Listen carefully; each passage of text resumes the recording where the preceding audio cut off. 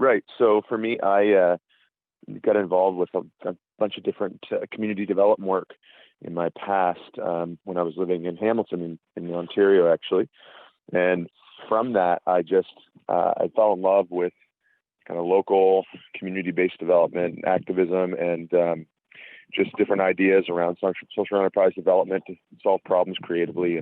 And when I moved back to St. John, very quickly became apparent to me the housing issues were unlike any I had kind of seen at any other place, just at least in how protracted they were and how imminent in many cases they were, and how tied they were to other problems, like just the overall systemic poverty in our city, as well as investment development economically. And so that really grabbed my attention. And of course, with the tool library, there was a bunch of us kind of batting around ideas living in the South End of what might be kind of a grassroots initiative we could develop to rally people around this idea of maintaining and coming together to work on each other's homes and keep them up, to try to interrupt some of that narrative that was taking place. We saw with our neighbors with, you walk out your door and you see these buildings in the state they are. It's hard to develop a positive narrative, which makes it hard to develop positive feelings about where you live, which usually means we don't take risks on our community or care to invest in it or those things, right? So we, for me personally, that's what got the ball rolling. And over the years of being involved with that, I've just seen so many different pieces of the puzzle that are in government's hands that I don't think we'll be able to solve the housing crisis unless they change, unless there's significant housing reforms around the Tenancies Act, also as well as just how development is done around housing and who gets funding for what purposes and who gets focused on and all those things. So that was really the issue that I guess focused on. But since then, a number of other issues have kind of come to the front. So food sovereignty and just different ways of doing localized development economically have just become something I care about. So found a home with the Greens, and over time they asked me to run. So here we are.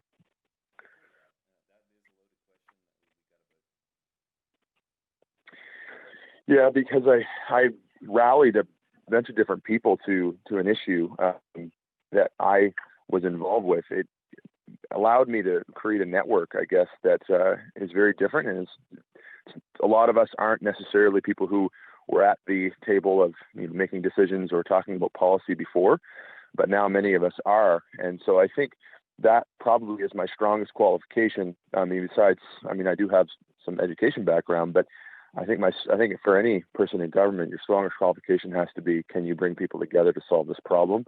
And can you build a team and do you know how to collaborate? So that's something I've been able to accomplish and hope to continue to do.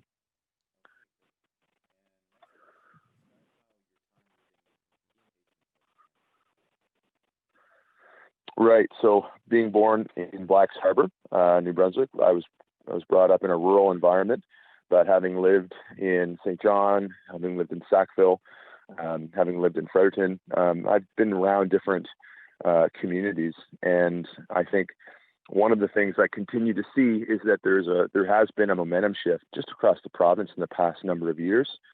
And again, that network that I've been developing mostly around social entrepreneurial development with groups like Be for Change, that I think will allow me to tap into some of those potentials. So I think that's probably my strongest qualification there.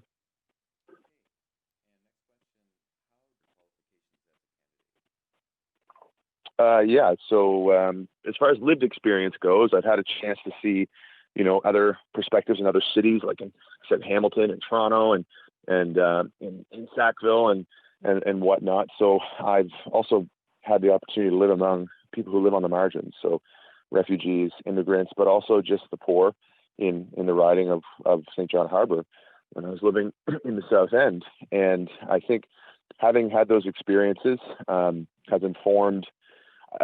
certainly has informed my education, because my education, was always done at university. And so that was away from those people, away from those specifics.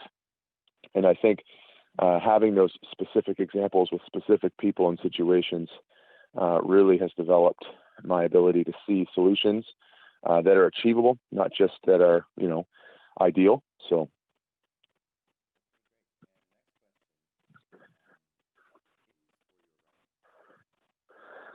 top 5 priorities for the riding would first and foremost, it's attracting the proper attention we need at South End School.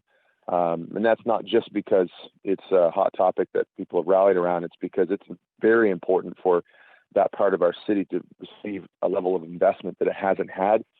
Beyond that, we want to look at municipal reform, which includes governance reform, which means changing the relationship and the partnership between our city and Fredericton. Food sovereignty is a big one that I've been involved with, and the Green Party is moving towards pretty rapidly. And then beyond that, just looking at, again, social enterprise development and how we actually can empower change makers in the communities, and what would go on with those types of investments. So my thoughts on that issue are that, compared to other places I've lived, New Brunswick really has lacked around its involvement and its support of that group. And to me, it's so clear that we have an opportunity, and we have examples elsewhere of access to, places to have a safe abortion, places to receive support through counseling, places to receive, an environment where you're not in a big, huge hospital that's busy and has lots of people in it. There's, a person that you're in a little more of a intimate environment to talk about some of these bigger challenges. So, to me, when it comes to funding that stuff, there is just the way forward has to be through decentralized healthcare, and we've seen that work in other provinces, and I think it's just about time we catch up and get that done.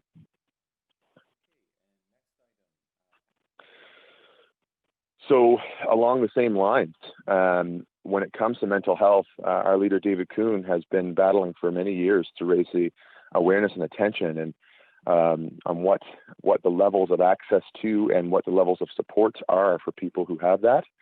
And there's been some good policy work done around that. And that's, I think, what the the guaranteed basic income is aimed at for the Green Platform.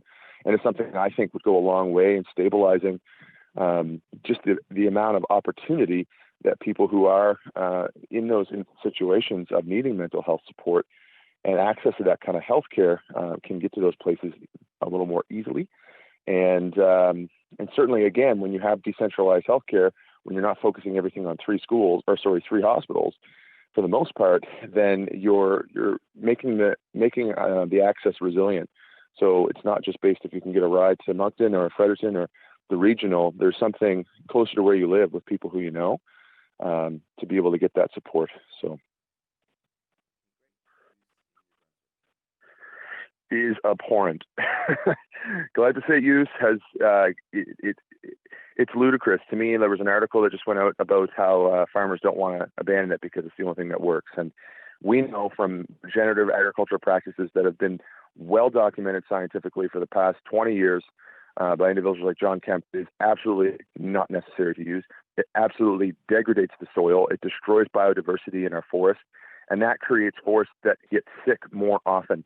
And that, when you look at Dutch elm disease, or when you look at the ash borer beetle or the pine beetle, those pests thrive in areas where there is lack of diversity, because the diversity is what keeps some of those things in check. And same with our soil. So glyphosate use has to be ended, and farmers need to get the support they need, of course, because they've only been taught, they only know what they've been taught in many ways, and that's that we need to use poisons to grow food, and it's not true.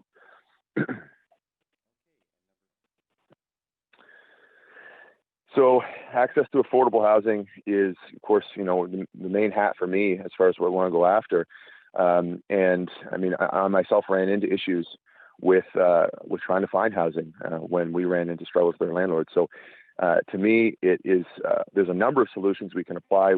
One of them needs to be that we reset the Landlord Tenancies Act, because some of the housing that we have right now is affordable, but it's not stable, because there is a lot of issues either with the building themselves, and the building isn't safe, and the landlords don't necessarily have the supports they need to maintain them, or the landlords aren't practicing responsible practices, and there's very little recourse for tenants.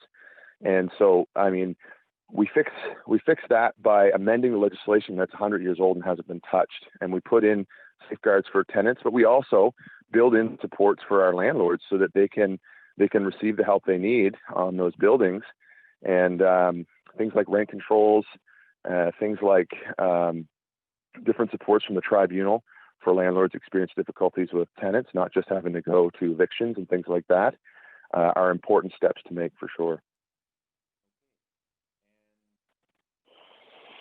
Yeah, so as a rule, I think across the board, we have looked at police funding in the wrong way. And I think the Black Lives Matter movement has highlighted this.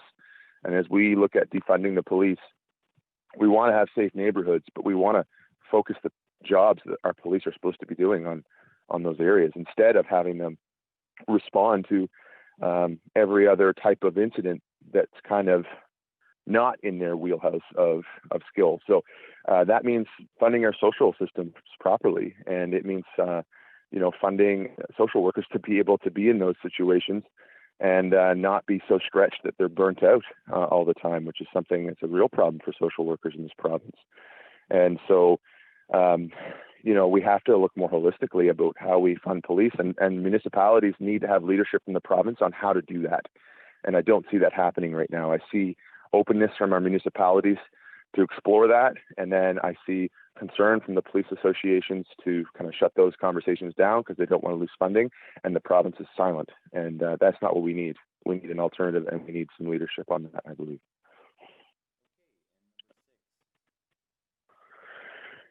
Right. So around sexual assault reporting, there has been a lot of troubling stories that have come out in just recent history, but I know that this problem is far more protracted than that.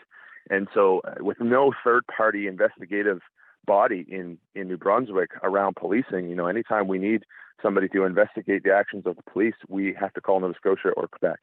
And that's something David Kuhn has called for. He's even proposed an amendment to legislation, I believe. I don't know if it ever reached the floor, but around having a watchdog that is in New Brunswick that can investigate these issues, because there's been a loss of trust for sure among people who have encountered sexual assault and not received the support or the justice that they sought to receive, and that needs to be something that is addressed. And I think an easy way for that is to start with a police watchdog, and then to move from there. So for our city, how we govern as a province for the last 150 years has been mostly around rural policy.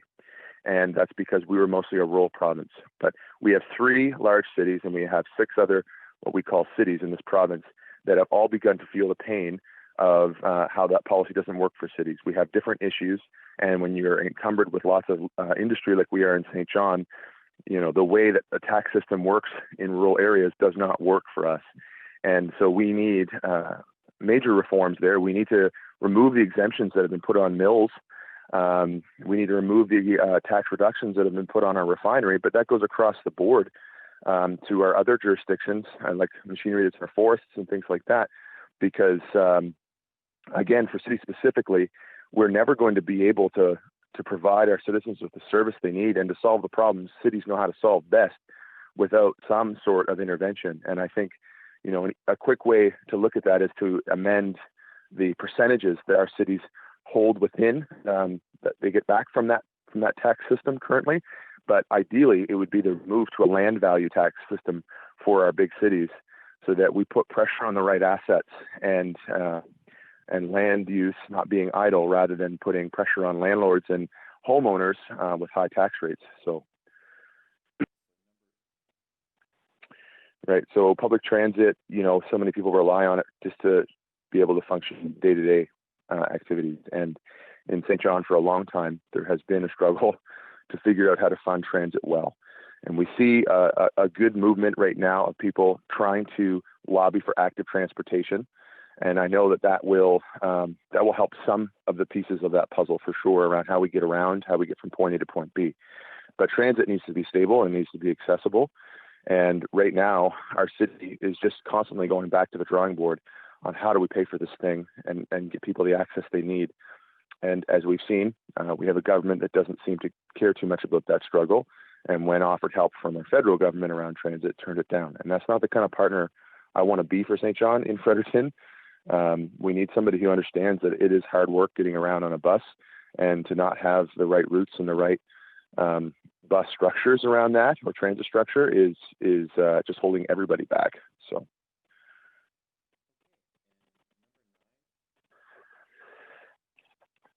Right. So if we're expecting people to contribute, in our communities, but we're not giving anybody the supports or the opportunity to have their children looked after, I don't see how we can move the needle forward on a number of issues like poverty and education. So there has been, federally, I know there has been good legislation around universal childcare, and I see that in Quebec. And as we amend the tax situation, and as we fix our revenue problem by taxing people properly, I know we can find money in our budget to begin targeted approach to childcare centers being developed where they're not currently developed. And it also means pushing for our workers who are working in that industry to receive fair wages and compensation. Because there's a lot of turnover in that industry, because the pay isn't always great, and nor is it sustainable. It's certainly not a living wage for many people. So I think that's something that we can stabilize the current model we have, but also go further and try to target legislation that can help develop further centers for our cities.